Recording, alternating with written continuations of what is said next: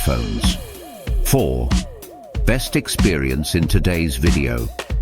We will explore Merneptah was the 4th pharaoh of the 19th dynasty of ancient Egypt. Title 1. The Reign of Merneptah. Defender of the Black Land, Merneptah, the 13th son of Ramesses II and Queen Isetnofret, ascended to the throne of Kemet, ancient Egypt, as its 4th ruler of the 19th dynasty. His reign, lasting from approximately July-August 1213 BCE to September-May 1203 BCE, was one of military vigilance, internal restructuring, and the preservation of dynastic stability in the face of foreign encroachments. He was already in his late 60s when he took the throne, a seasoned statesman and military commander forged under the long shadow of his father's rule.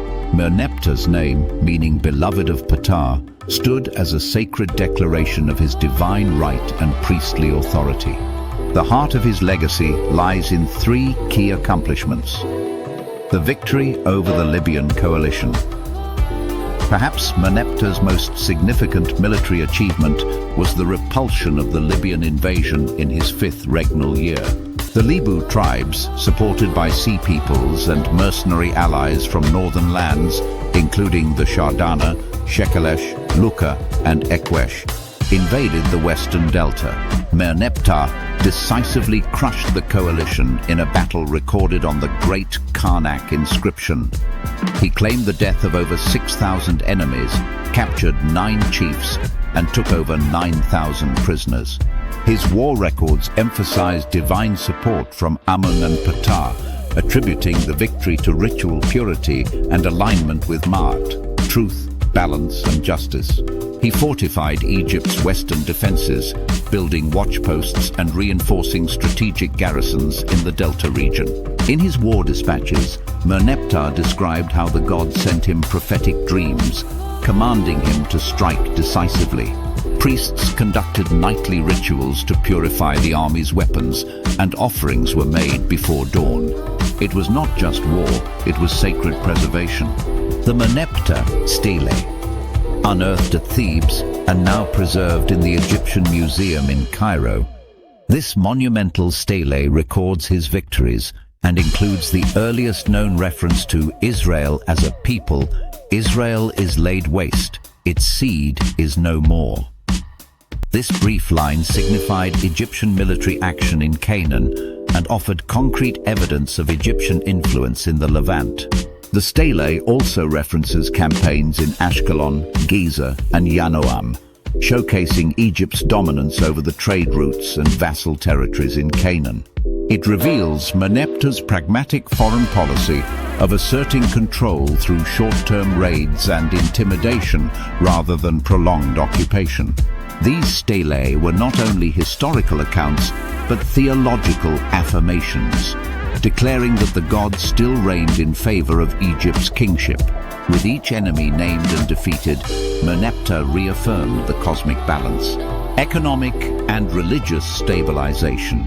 While Ramesses II had drained the state treasury through monumental construction and military expeditions, Merneptah refocused state energy. He restructured grain supplies during famines, fortified temple institutions, and restored shrines desecrated by foreign tribes. Reliefs from Karnak and Memphis depict his dedication to divine order through temple offerings and hymns of praise. Administrative reforms strengthened the granaries and temple endowments. He directed the redistribution of grain during droughts to prevent civil unrest and maintained temple rights to ensure cosmic harmony. His scribes recorded quotas, temple accountants reviewed ledgers, and the offerings to the gods remained abundant even in lean times. One surviving hymn praises him as the light that shines in drought, the arm that steadies the black land. In Merneptah's time, piety and practicality walked hand in hand. He was not an empire builder like his father, but a protector, a guardian of legacy. His military campaign served not conquest, but defense. His administrative policies realigned the court with older Theban traditions. Title 2: Legacy and the End of a Dynasty.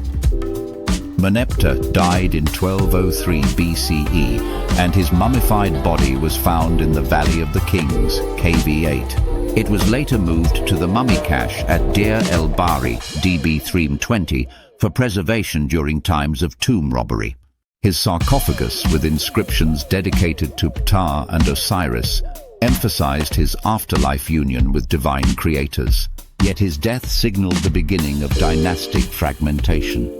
A power struggle followed between his appointed successor Seti II and the usurper Amenmesse. These conflicts would mark the decline of the 19th dynasty. Still, Merneptah's reign remains one of endurance, structure, and clarity of purpose.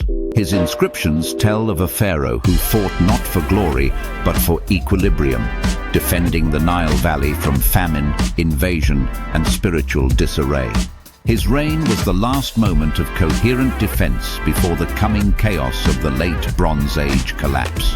In a time when great empires crumbled, Merneptah held the boundaries of Egypt firm. He proved that greatness could also be found in preservation.